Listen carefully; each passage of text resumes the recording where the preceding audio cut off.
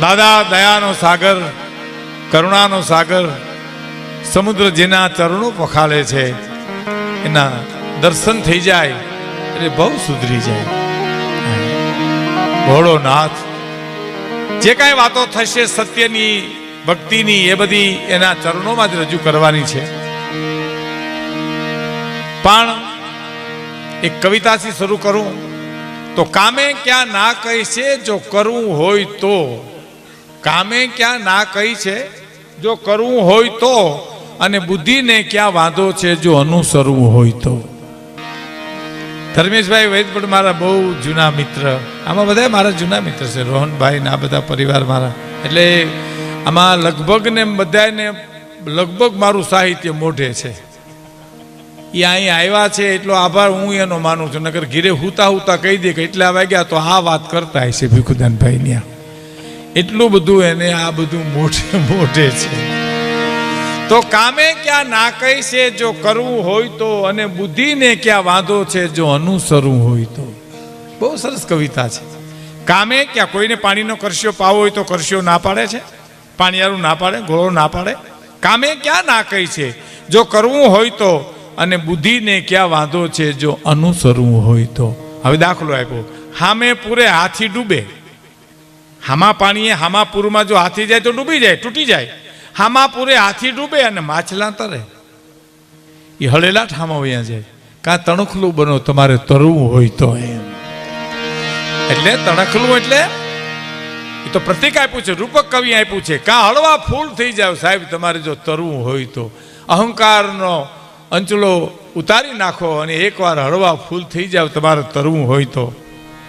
એનો એક દાખલો આપી દઉં તમને કે વાવાઝોડું છે એ નુકસાન કરે. વાવાઝોડું ઝાડવા પાડી નાખે, વાવાઝોડું નળિયા ઉડાડી નાખે, પતરા ઉડાડી નાખે, પણ એની આંટી મૂકી દે તો એ પવન જ છે.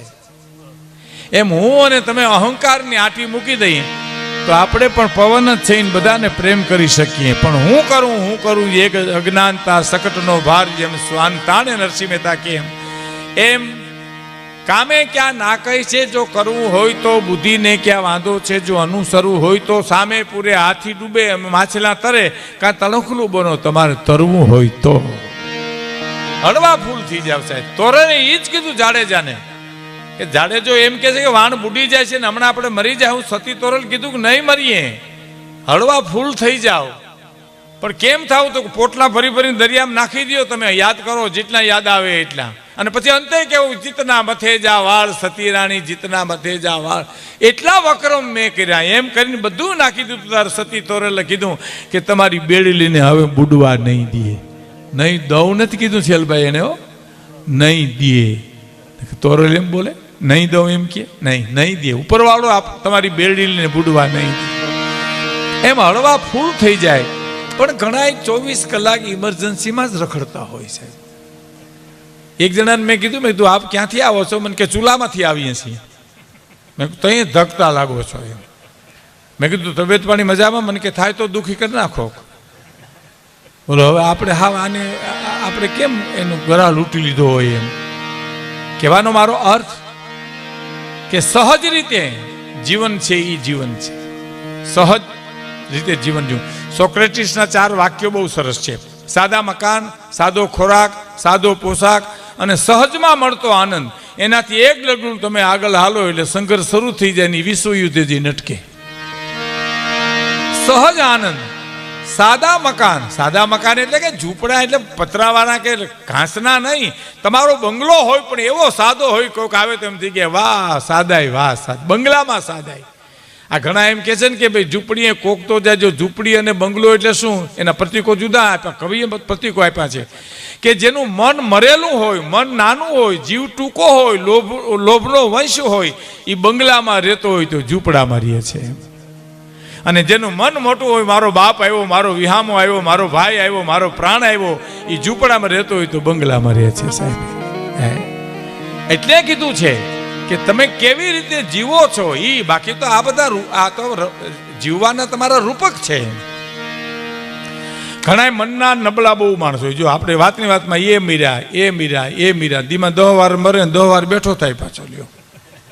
હા ખરેખર ઘણા ઇન્જેક્શન દેવા જાય તમે ચિત્ર જોયું છે, ડૉક્ટરમાં ભરતા હોય ઇન્જેક્શન ત્યાં તો અહીં ઓહો હો નહીં ખમાય મારાથી ઇન્જેક્શન, પણ કે ડૉક્ટર કે હું તારી પાસે આવ્યો જ નથી હજી અને તું રાડું મીઠો નાખવા, એ નહીં ખમાય, મને પીવાની દવા દો, ગોળીઓ આપો સાહેબ, દો ગોળીઓ દેવો તો પી, પણ ઇન્જેક્શન નહીં, પણ તું જોતો ખરો ખબર નહીં પડે તને.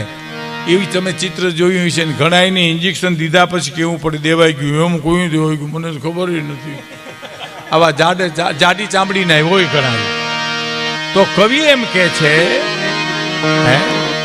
સામાન્ય રીતે બહુ એક રચનાથી મારે આપણા કાર્યક્રમની શરૂઆત કરવી છે, જેથી મારી વંદના પણ થઈ જાય અને બે વાતો.